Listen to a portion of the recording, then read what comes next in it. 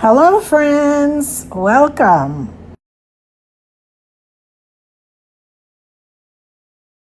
Here we have one of those liners for the air fryer, and I seasoned and sliced my chicken breast in half.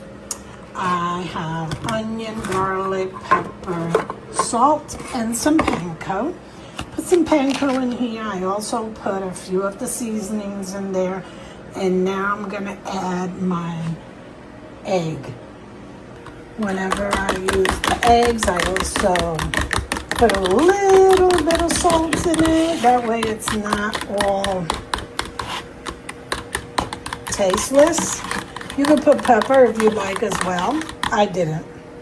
So I'm gonna take the slice of chicken, put it in my egg, and then put it in the panko. And as you can see, you could do this in the oven. I've done them in the oven.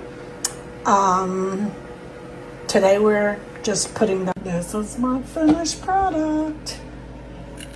Do y'all think it's too early for the Mr. Santa Claus?